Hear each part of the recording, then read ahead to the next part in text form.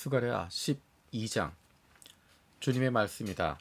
이것은 이스라엘을 두고 하신 주님의 경고의 말씀이다. 하늘을 펴신 분, 땅의 기초를 놓으신 분, 사람 안에 영을 만들어주신 분께서 말씀하신다. 이제 내가 예루살렘을 잔으로 만들어 주변의 모든 민족을 취하게 하며 비틀거리게 하겠다. 예루살렘이 포위를 당하는 날에는 유다의 여러 성읍들도 다 포위를 당할 것이다.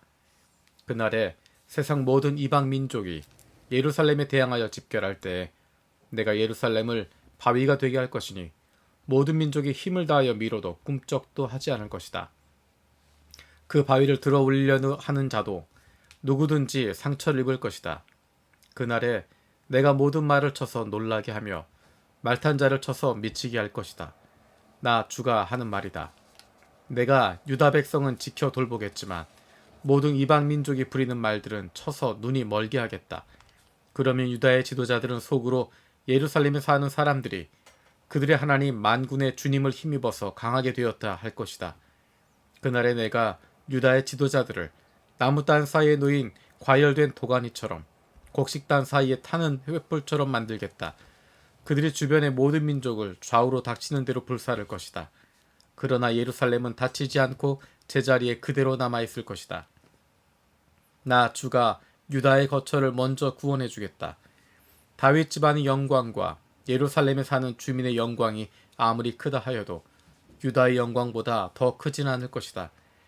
그날에 나 주가 예루살렘에 사는 주민을 보호할 것이니 그들 가운데 가장 연약한 사람도 그날에는 다윗처럼 강하게 될 것이다. 다윗 집안은 하나님처럼 곧 백성을 인도하는 주의 천사처럼 그렇게 백성을 인도할 것이다. 그날이 오면 내가 예루살렘을 치러 오는 모든 이방 나라를 멸망시키고 말겠다. 그러나 내가 다윗 집안과 예루살렘에 사는 사람들에게 은혜를 구하는 영과 용서를 비는 영을 부어주겠다.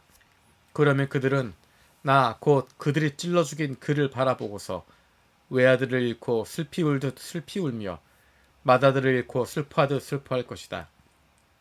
그날이 오면 예루살렘에서 슬프게 울 것이니 무깃도 벌판 하다들 림몬에서 슬퍼한 것처럼 기막히게 울 것이다. 온 나라가 슬피 울 것이다. 가족마다 따로따로 슬피 울 것이다. 다윗 집안의 가족들도 따로 슬피 울 것이며 그 집안 여인들도 따로 슬피 울 것이다. 나단 집안의 가족들도 따로 슬피 울 것이며 그 집안의 여인들도 따로 슬피 울 것이다. 레위 집안의 가족들이 따로 슬피 울 것이며 그 집안 여인들도 따로 슬피 울 것이다. 시므이 집안의 가족들이 따로 슬피 울 것이며 그 집안 여인들도 따로 슬피 울 것이다. 그 밖에 남아있는 모든 집안의 가족들도 따로 슬피 울 것이며 각 집안의 여인들도 따로 슬피 울 것이다. 13장. 그날이 오면 샘 하나가 터져서 다윗 집안과 예루살렘에 사는 사람들의 죄와 더러움을 씻어줄 것이다.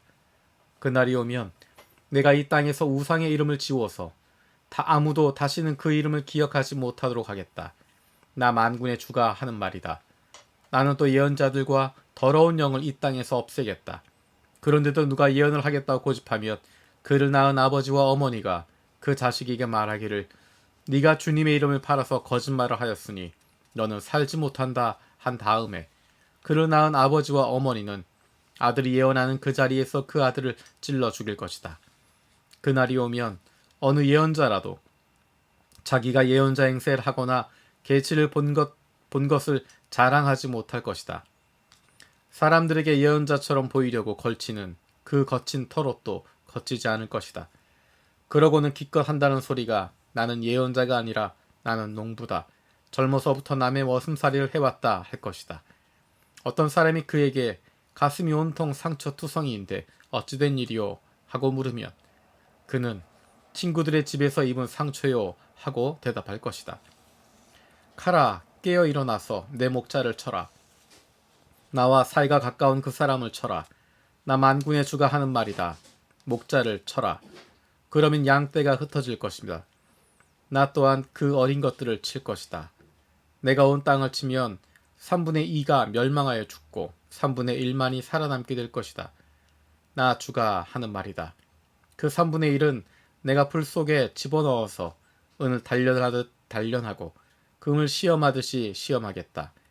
그들은 내 이름을 부르고 나는 그들에게 응답할 것이다. 나는 그들을 내 백성이라고 부르고 그들은 나 주를 우리 하나님이라고 부를 것이다. 14장. 주님의 날이 온다. 그 날이 오면 약탈자들이 너희 재산을 약탈하여다가 너희가 보는 앞에서 그것을 나누어 가질 것이다. 내가 모든 이방 나라를 모아서 예루살렘과 싸우게 하겠다. 이 도성이 함락되고 가옥이 약탈당하고 여자들도 겁탈당하고 이 도성의 주민의 절반이나 사로잡혀 갈 것이다. 그러나 이 도성 안에 나머지 백성은 살아남을 것이다. 주님께서 나아가셔서 이방 나라들과 싸우실 것이다. 전쟁 때 싸우시던 것처럼 하실 것이다. 그 날이 오면 주님께서 예루살렘 맞은편 동쪽 올리브산 위에 발을 디디고 서실 것이다. 그러면 올리브산은 한가운데가 갈라져서 동서로 뻗은 깊고 넓은 골짜기가 생길 것이다. 산의 반쪽은 북쪽으로 다른 반쪽은 남쪽으로 옮겨질 것이다. 그 산골짜기는 아셀까지 미칠 것이다.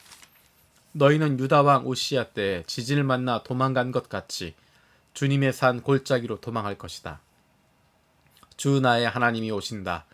모든 천군을 거느리시고 너희에게로 오신다. 그날이 오면 햇빛도 차가운 달빛도 없어진다. 낮이 따로 없고 밤도 없는 대낮만이 이어진다. 그때가 언제 올는지 주님께서만 아신다. 저녁때가 되어도 여전히 대낮처럼 밝을 것이다. 그날이 오면 예루살렘에서 생수가 솟아나서 절반은 동쪽 바다로 절반은 서쪽 바다로 흐를 것이다. 여름 내내 겨울 내내 그렇게 흐를 것이다. 주님께서 온 세상의 왕이 되실 것이다. 그날이 오면 사람들은 오직 주님 한 분만을 섬기고 오직 그분의 이름 하나만을 간구할 것이다. 게바에서 예루살렘 남쪽 림몬까지 온 땅이 아라바처럼 평평해질 것이다. 그러나 예루살렘은 우뚝 솟아 있으므로 베냐민 문에서부터 첫 대문이 서 있는 지점을 지나서 모퉁이 문까지 또 하나넬 망대에서 왕실의 포도주 짜는 곳까지 제자리에 그대로 남을 것이다. 백성이 다시 예루살렘에 자리 잡을 것이다. 다시는 멸망하는 일이 없을 것이다. 예루살렘은 안전하게 살 수 있는 곳이 될 것이다. 예루살렘을 치러 오는 모든 민족을 주님께서 다음과 같은 재앙으로 치실 것이다. 그들이 제 발로 서 있는 동안에 살이 썩고 눈동자가 눈구멍 속에서 썩으며 혀가 입안에서 썩을 것이다. 그날이 오면 주님께서 보내신 크나큰 공포가 그들을 휩싸일 것이다. 그들은 서로 손을 잡고 저희들끼리 손을 들어서 칠 것이다. 유다 사람들도 예루살렘을 지키려고 침략자들과 싸울 것이다. 그들은 주변 모든 이방 나라의 재물 곧 은과 금과 의복을 마구 차지할 것이다. 말과 노새와 낙타와 나귀 할 것 없이 적진에 있는 모든 짐승에게도 적군에게 내린 이 같은 재앙이 내릴 것이다. 예루살렘을 치러 올라온 모든 민족 가운데서 살아남은 사람들은 해마다 예루살렘으로 올라와서 왕이신 만군의 주님께 경배하며 초막절을 지킬 것이다. 이 세상의 어느 백성이라도 예루살렘에 올라와서 왕이신 만군의 주님께 경배하지 않으면 그들의 땅에는 비가 내리지 않을 것이다. 이집트 백성이 예루살렘으로 올라와서 어울리지 않으면 그들의 땅에도 비가 내리지 않을 것이다. 주님께서는 초막절을 지키러 올라오지 않은 이방 나라들에게 내리실 그 똑같은 재앙을 그들에게도 내리실 것이다. 이것은 초막절을 지키러 올라오지 않은 이집트 사람과 모든 이방 민족이 받을 벌이다. 그날이 오면 말방울에까지 주님께 거룩하게 바친 것이라고 새겨져 있을 것이며 주님의 성전 안에 있는 모든 솥이 제단 앞에 있는 그릇들과 같이 거룩하게 될 것이다. 예루살렘과 유다에 있는 모든 솥도 만군의 주님께 거룩하게 바친 것이 되어 제사를 드리는 사람들이 와서 그 솥에 제물 고기를 삶을 것이다. 그날이 오면 만군의 주님의 성전 안에는 다시는 상인들이 없을 것이다.